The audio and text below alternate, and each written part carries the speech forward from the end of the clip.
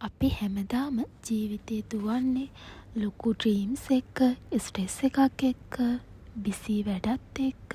ඉතින් මේ හැමදේමත් එක්ක අපිට සමහර වෙලාවට ජීවිතේ දුවන මේ රේස් එක පොඩ්ඩක් නවත්තලා හිත නිවා ගන්නත් ඕනේ.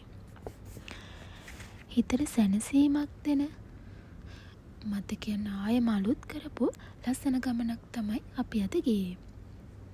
ඔගොල්ලෝ අහලා ඇති මුරුතේල ජලාශය ගැන.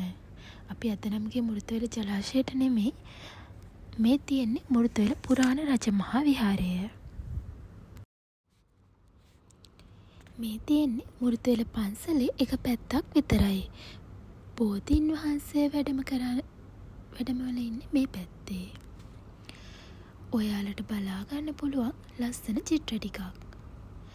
මේකේ බුදුන් වහන්සේගේ ජීවිත කතාවේ එක එක ලස්සන සිද්ධීන්, බුදුන් වහන්සේගේ උපත, සිද්ධාර්ථ කුමාරයාගේ උපත, බුදු වීම, පිරිනිවන් පෑම, ඒ වගේම තව සිද්ධාර්ථ කුමාරයාගේ ජීවිත කතාවේ විවිධ අවස්ථාවන් බලා ගන්න පුළුවන්.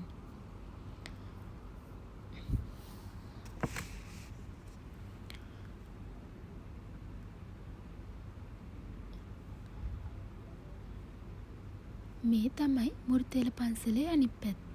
පන්සල තියෙන පැත්ත. මේ පන්සලට ඇතුල් වෙනවත් එක්කම අපේ හිතේ තිබුණු ලොකු කලබල ගතිය ටිකින් ටික ඈත් වෙනවා වගේ ඇත්තටම මට දැනුණා.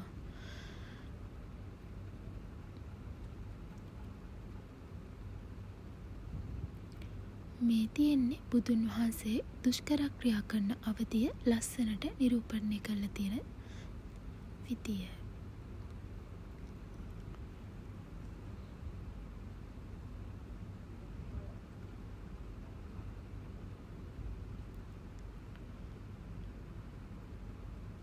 මෙතන 80 මහා ශ්‍රාවකයන් වහන්සේලා නිරූපණය කරලා තියෙනවා. ඇත්තටම මේ දේවල් දකිද්දී අපේ හිතේ ලොකු ශ්‍රද්ධාවක් ඇති වෙනවා. මම පොඩි කාලේ නිතරම ආවගේ තැනක් තමයි මේ මුරුතේල පන්සල.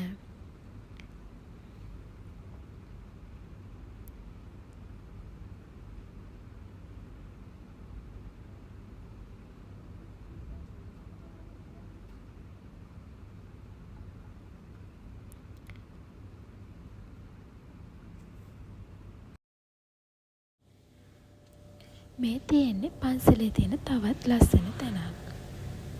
මේ දේවල් බලලා සිතේ සදහැසිතක් උපදවා ගන්න ඇත්තටම කියාපු තැනක් මෙතන.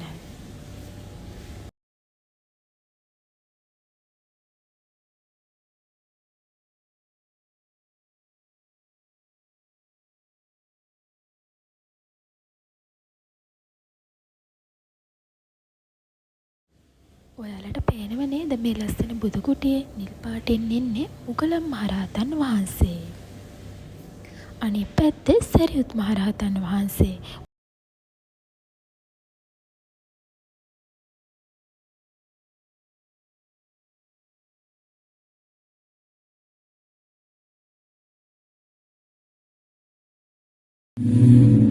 චක්කවරම් කිතරත්ත සෝපාදෝ ලක්කන මණ්ඩිත ආයත පන්හි චාමර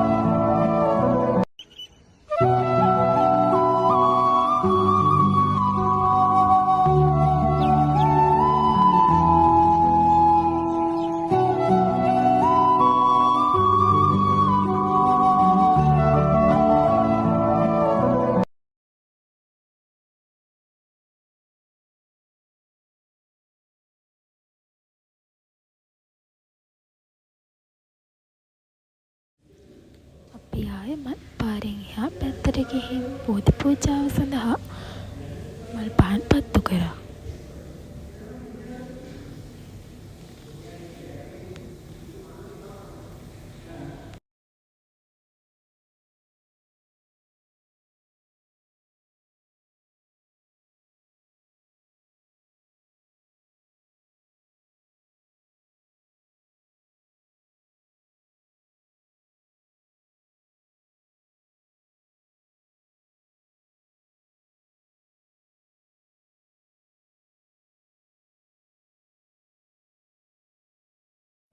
දිලෙන් ඔබේ ගුණමුදේ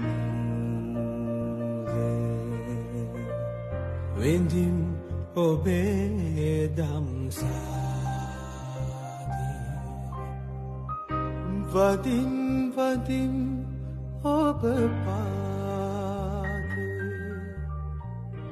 තිලුවක බුදු සමිදේ